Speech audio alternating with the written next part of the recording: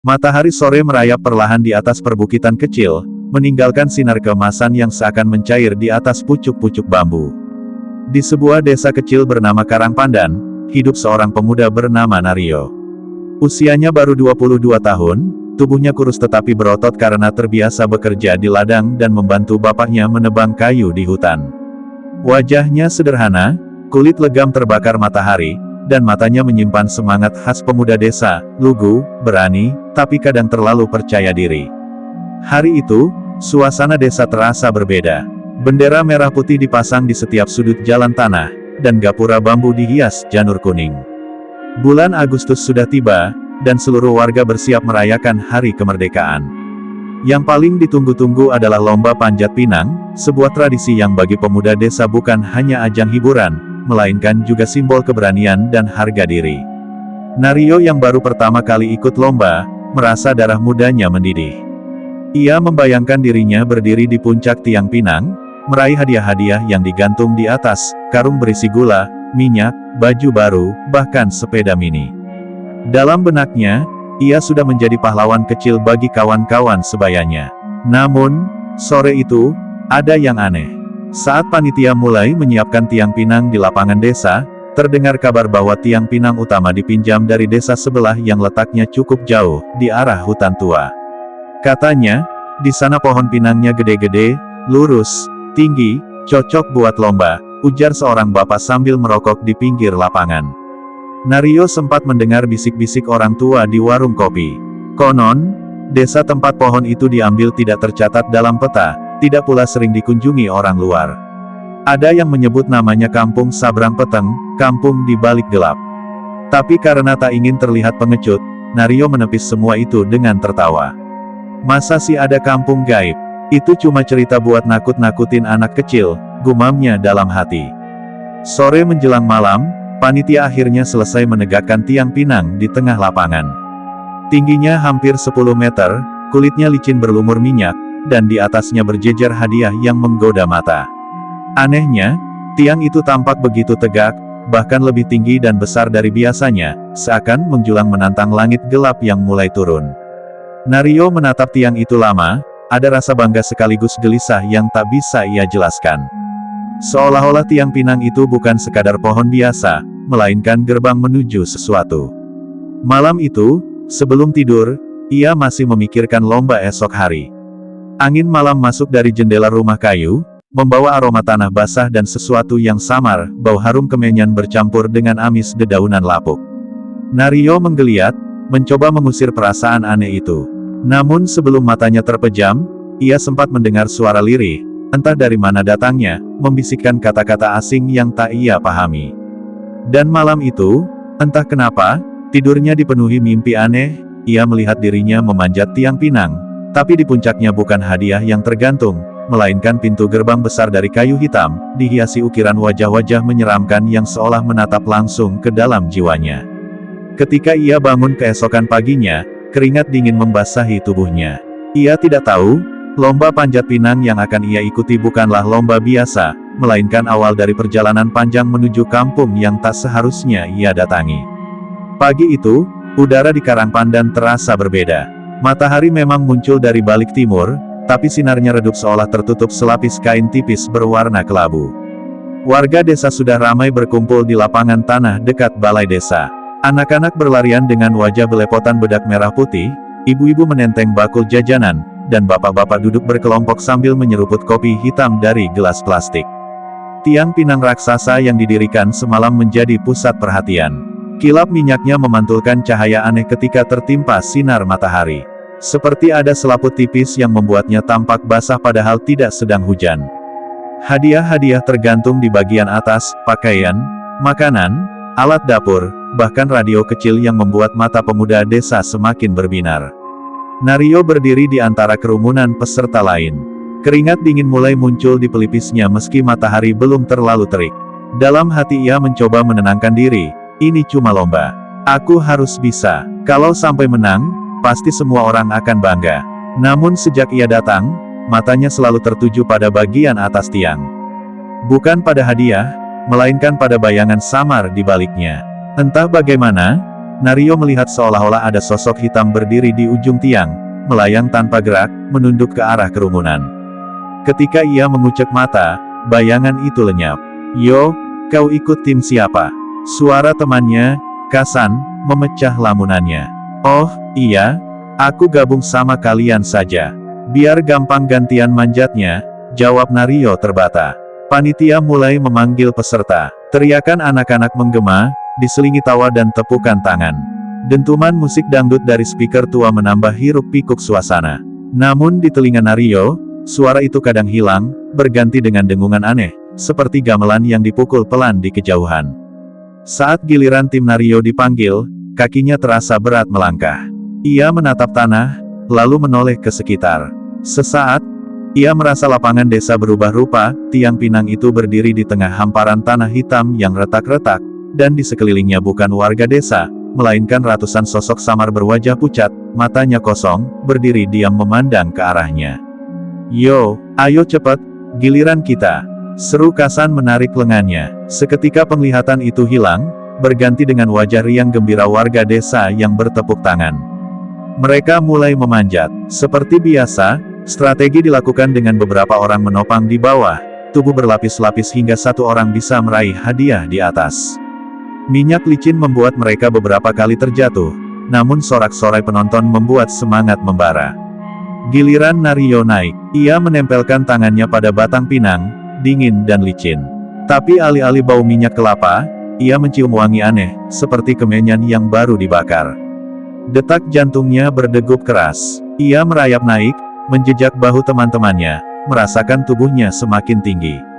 Semakin dekat ke atas, semakin aneh rasanya. Angin yang bertiup di puncak bukan angin biasa. Bukan sejuk, melainkan dingin menggigit, seperti hembusan dari ruang gelap yang tak dikenal.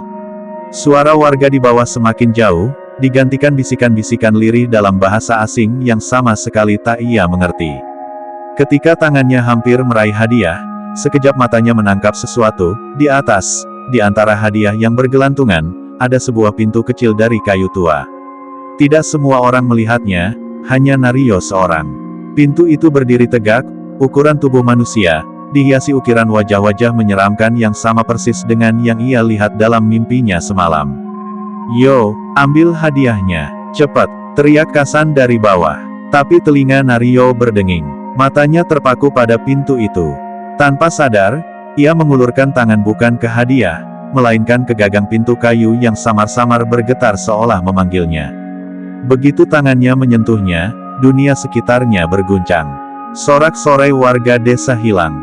Musik dangdut lenyap. Lapangan desa sirna dari pandangan. Yang tersisa hanyalah tiang pinang yang menjulang, dan pintu kayu itu terbuka perlahan, menebarkan cahaya kemerahan dari balik celahnya. Sebuah bisikan menggema, jelas kali ini. "Selamat datang, Nario, di kampung Sabrang Peteng." Begitu pintu kayu itu terbuka, tubuh Nario tersedot ke dalam cahaya merah yang menyilaukan. Ia berusaha menjerit, tapi suaranya tercekat, tenggelam dalam pekatnya udara asing yang menyelimuti. Lengan, kaki, seluruh tubuhnya serasa ditarik oleh ribuan tangan tak kasat mata. Dunia berputar, perutnya mual, lalu, bruk, ia terhempas ke tanah keras. Saat ia mengangkat kepala, seketika bulu kuduknya berdiri. Ia tidak lagi berada di lapangan Karangpandan. Tidak ada bendera merah putih, tidak ada sorak-sorai warga, tidak ada musik dangdut. Yang ada hanyalah sebuah lapangan luas dengan tanah berwarna kelam, dikelilingi pepohonan tinggi yang daunnya kering dan menghitam seolah terbakar. Tiang pinang masih berdiri di tengah, namun hadiah di atasnya berubah. Bukan lagi baju, radio, atau karung gula. Yang bergelantungan kini adalah benda-benda aneh, tempayan pecah, keris berkarat, topeng kayu dengan wajah menyeramkan, dan boneka anyaman jerami dengan mata kosong. Nario menelan ludah, mencoba berdiri meski lututnya gemetar. Pandangannya menyapu sekitar. Di kejauhan tampak rumah-rumah kayu berdiri berderet, beratap ijuk, dindingnya miring-miring seakan menahan usia ratusan tahun. Namun dari setiap celah jendela, tampak cahaya merah redup berdenyut-denyut, seperti nyala api kecil yang tak padam.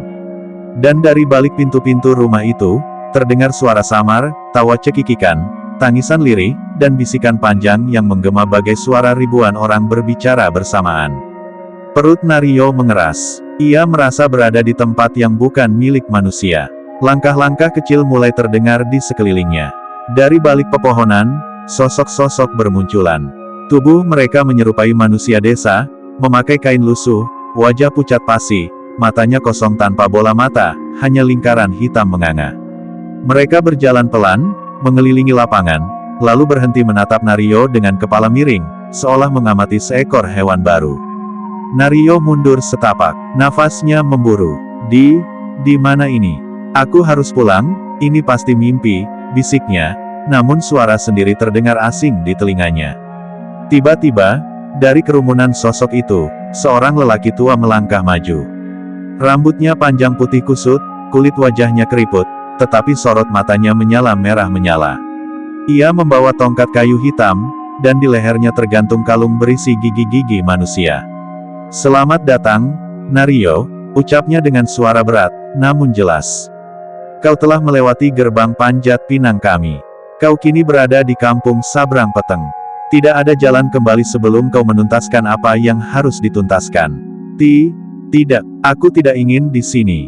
Aku cuma ikut lomba di desaku, bukan masuk ke sini," seru Nario, suaranya pecah. Orang tua itu menyeringai, menampakkan gigi hitamnya. "Lomba, hahaha, kau mengira ini permainan?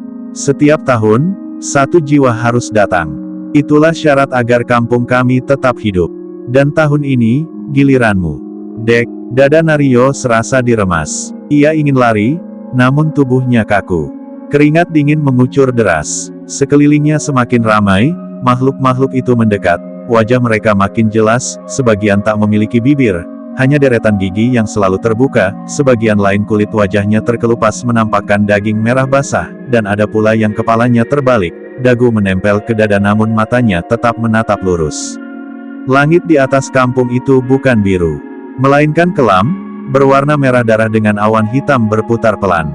Di sela awan, terdengar gelegar halus, bukan seperti petir, melainkan seperti suara gong raksasa dipukul dari jauh. "Tidak, aku harus pulang, gumam Nario sambil mundur. Tiba-tiba, sebuah tangan kecil mencengkeram betisnya. Ia menoleh ke bawah, seorang anak kecil berdiri, wajah pucat, mata kosong, mulutnya sobek hingga ke telinga. Anak itu berkata lirih, "Kalau kau ingin pulang, kau harus naik lagi, sampai puncak, tapi bukan untuk hadiah, melainkan untuk menjemput roh penunggu." Nario membeku. Dunia di sekelilingnya semakin berputar. Kini ia sadar, ia bukan sekadar terjebak. Ia ditarik ke dalam sebuah permainan maut yang sudah berlangsung entah sejak kapan. Dan hanya ada dua pilihan, ikut aturan kampung gaib ini, atau hilang menjadi bagian dari mereka. Nario berdiri terpaku di tengah lapangan tanah hitam itu. Nafasnya memburu, dadanya naik turun cepat. Puluhan pasang mata kosong dari makhluk-makhluk aneh itu terus menatapnya, tanpa kedip, membuat bulu kuduknya menegang. Suara lelaki tua pemegang tongkat hitam kembali terdengar, menggema seperti datang dari segala arah. "Panjatlah kembali, wahai jiwa muda. Itulah satu-satunya jalan. Hanya yang sampai puncak, yang bisa memilih, kembali, atau menjadi penghuni kampung ini selamanya." Nario menelan ludah. Ia menoleh ke tiang pinang yang berdiri tegak di hadapannya. Sekarang tiang itu tidak lagi tampak seperti pohon licin penuh minyak. Kulitnya berubah, hitam legam, berurat-urat, seperti batang pohon mati yang mengeluarkan getah merah pekat. Dari atasnya, bukan hadiah yang tergantung, melainkan benda-benda menyeramkan, topeng kayu dengan wajah menangis, keris karatan berlumuran darah, kain kafan penuh bercak coklat, dan tengkorak kecil yang berayun pelan ditiup angin. Dari dasar tiang terdengar suara lirih, seperti erangan panjang yang keluar dari dalam batang itu. Seakan-akan tiang tersebut hidup, bernapas, dan lapar. "Tidak, aku tidak bisa," gumam Nario, suaranya bergetar. Namun seolah tak ada pilihan lain, tubuhnya digiring oleh tatapan makhluk-makhluk itu. Setiap kali ia mundur, mereka melangkah maju serempak. Suara kaki mereka berderak di atas tanah kering, menciptakan irama mencekam. Anak kecil bermulut sobek tadi kembali berbicara. Suaranya lirih, namun tajam menusuk telinga Nario. "Kalau kau berhenti, kau akan menjadi seperti kami. Tubuhmu akan tinggal di sini, jiwa mudamu akan terikat pada tiang itu selamanya." Nario menutup wajah dengan tangannya. Air mata hampir jatuh, tapi ia tahu menangis tak akan mengubah apa-apa. Ia menatap tiang itu lagi, mencoba meneguhkan hati. Dengan tangan gemetar, ia mendekati tiang. Sentuhannya dingin, bukan seperti kayu, melainkan seperti kulit mayat yang sudah lama terkubur. Begitu ia merayap naik, erangan panjang kembali terdengar dari dalam batang, lebih keras, lebih dalam, seperti jeritan ratusan orang ditahan di dalamnya. Tangannya licin oleh cairan merah yang entah apa. Setiap kali ia mengusap, cairan itu menetes ke wajahnya, ke bajunya, menimbulkan bau anyir besi bercampur tanah basah.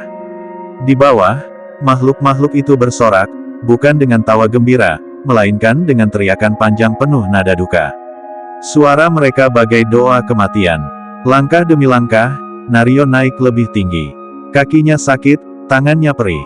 Tapi ia terus memanjat. Setiap kali ia menengok ke bawah, tanah hitam itu semakin jauh, dan wajah-wajah pucat di bawah terlihat semakin kecil, namun mata kosong mereka tetap menatapnya lurus tanpa henti. Angin dingin berhembus keras dari atas, membawa bisikan-bisikan asing yang membuat kepalanya pening. Kata-kata itu tidak ia mengerti, namun terasa seperti mantra kuno. Naiklah, lebih tinggi, roh penunggu menantimu. Matanya perih oleh angin. Ia hampir menyerah, tangannya lemas, tubuhnya goyah. Namun sesuatu di dalam dirinya berteriak, kalau aku jatuh, aku mati. Aku harus sampai atas, apapun yang menunggu di sana. Akhirnya, setelah perjuangan panjang, ia sampai di puncak. Tangannya meraih bagian atas tiang, tubuhnya tergantung dengan napas tersengal. Dan di sanalah ia melihatnya. Pintu kayu hitam itu, sama persis seperti dalam mimpinya, sama seperti yang ia sentuh di dunia nyata tadi. Ukirannya bergerak pelan, wajah-wajah menyeramkan itu kini membuka mulut, menjerit tanpa suara. Dari celah pintu, cahaya merah pekat menyala, berdenyut seperti jantung hidup. Nario menatap pintu itu dengan tubuh gemetar. Keringat bercampur cairan merah menetes dari dahinya. Lalu tiba-tiba pintu itu berderak, terbuka sedikit demi sedikit. Dari dalam, keluar asap hitam pekat, berputar mengelilingi tubuhnya. Bau busuk menyengat memenuhi udara. Lalu terdengar suara, dalam, berat, seakan berasal dari perut bumi. Akhirnya, ada yang datang lagi. Siapakah kau, yang berani memanggilku? Nario tidak menjawab, lidahnya keluh. Dadanya serasa dihantam palu raksasa. Dari balik pintu, dua mata merah raksasa muncul. Menyala, menatapnya lurus. Lalu muncul bayangan sosok besar, tinggi, berkulit hitam bersisik, tanduk melengkung di kepala, mulutnya penuh taring, dan tangan raksasanya keluar meraih ke arah Nario. Kau akan menjadi tumbal berikutnya. Nario berteriak sekeras-kerasnya, namun suaranya justru tenggelam dalam pekatnya suara gong raksasa yang berdentum di langit. Tangan raksasa hitam itu hampir menggenggam tubuh Nario. Udara di puncak tiang bergetar, angin menderu seperti ribuan suara orang menjerit bersamaan. Tubuh Nario terpaku, seolah akar tak kasat mata menahan kakinya. Ia ingin melompat turun, namun tubuhnya sama sekali tak bisa digerakkan. Mata merah raksasa dari balik pintu itu semakin dekat. Setiap kilat cahayanya menusuk sanubari, membuat Nario merasakan ketakutan yang belum pernah ia kenal. Jangan melawan, suara itu menggema, dalam, berat, seakan langsung bergetar di tulang belulangnya. Setiap tahun, kampung ini membutuhkan darah. Tampaknya, mereka semua akan musnah. Kau, Nario, adalah persembahan yang dipilih. Nario menutup mata, air mata mengalir deras. Aku hanya ingin pulang, aku hanya ingin ikut lomba, aku tidak ingin mati di sini, gumamnya lirih. Tiba-tiba, suara anak kecil bermulut sobek kembali terdengar, tapi kali ini dari atas, bukan dari bawah. Ia muncul berdiri di sisi tiang, tubuh kecilnya menggantung di udara, menatap Nario dengan mata kosong. Kau masih bisa pulang, tapi harus ada yang menggantikanmu. Roh penunggu tak bisa dilepaskan tanpa perjanjian darah. Perjanjian darah. Suara Nario serak, hampir tak terdengar. Anak kecil itu mengangguk. Kau harus memilih, menyerahkan dirimu, atau menukar jiwa lain yang kau cintai. Kalau kau memilih yang kedua, kau akan kembali, tapi seseorang di dunia nyatamu akan lenyap. Ditelan kampung ini, selamanya. Jantung Nario seakan berhenti berdetak. Wajah ibunya melintas di benaknya, ayahnya yang menua, adik-adiknya yang masih kecil. Jika ia menukar jiwa, siapa yang akan diambil? Ia menggigil ketakutan. Sosok raksasa hitam itu menggeram, taringnya berkilat. Pilih sekarang, manusia. Waktu kampung ini tak abadi. Kalau kau menolak, kau akan kurobek di sini juga, dan jiwa ragamu tidak akan pernah pulang. Nario menjerit dalam hati. Dunia berputar. Ia dihadapkan pada dua jalan yang sama-sama berujung gelap. Tapi tiba-tiba, sebuah keberanian muncul dalam dirinya. Ia teringat pesan mendiang kakeknya dulu. Jangan pernah menyerahkan dirimu pada makhluk gaib. Kalau kau terjebak, lawan dengan tekad hidupmu. Kadang, bukan ilmu yang menyelamatkanmu, tapi keberanianmu sendiri. Nario membuka mata. Tubuhnya gemetar, tapi ia mengangkat tangannya, mengepalkan tinju. Aku tidak akan menyerahkan siapapun. Dan aku juga tidak akan menjadi tumbal kalian. Kalau aku harus mati, biar aku mati melawan. Tiba-tiba, dari dalam dadanya muncul kekuatan yang tak ia mengerti. Jeritannya meledak, menggema di seluruh kampung gaib. Aku mau pulang. Cahaya putih meledak dari tubuhnya, menyilaukan seluruh lapangan. Sosok raksasa hitam itu meraung kesakitan, asap hitam mengepul dari tubuhnya. Anak kecil bermulut sobek menjerit panjang lalu lenyap seperti abu tertiup angin. Pintu kayu hitam bergetar hebat, ukirannya menjerit, lalu brak. Tertutup rapat dengan ledakan besar. Tubuh Nario terhempas ke belakang, jatuh menembus udara. Ia merasa melayang, lalu. Tanda hubung. Pagi hari di Karangpandan. Yo, Nario, bangun, bangun, yo. Suara teriakan samar masuk ke telinganya. Saat ia membuka mata, ia terkejut, ia sudah tergeletak di tanah lapang Karangpandan, dikelilingi warga desa. Tiang pinang masih berdiri, dengan hadiah-hadiah bergelantungan di atasnya. Tidak ada topeng kayu, tidak ada tengkorak, tidak ada pintu hitam. Kasan dan teman-temannya mengangkat tubuhnya. Yo, kau tadi pingsan di tengah panjat. Untung kau nggak jatuh keras, cuma sempat tergantung terus melorot. Warga kira kau sudah tewas. Nario mengusap wajahnya, keringat bercucuran. Ia menoleh ke atas tiang. Segalanya tampak normal, seolah tidak pernah terjadi apa-apa. Tapi hatinya tahu, apa yang ia alami benar-benar nyata. Di antara kerumunan orang, pandangannya tertumbuk pada seorang anak kecil asing yang berdiri di ujung lapangan. Wajahnya pucat, matanya kosong. Dan, senyuman sobek itu kembali muncul, samar, sebelum sosoknya lenyap perlahan di balik keramaian. Nario menggigil. Ia tahu satu hal, meski ia selamat, kampung Sabrang Peteng masih ada, menunggu tumbal berikutnya.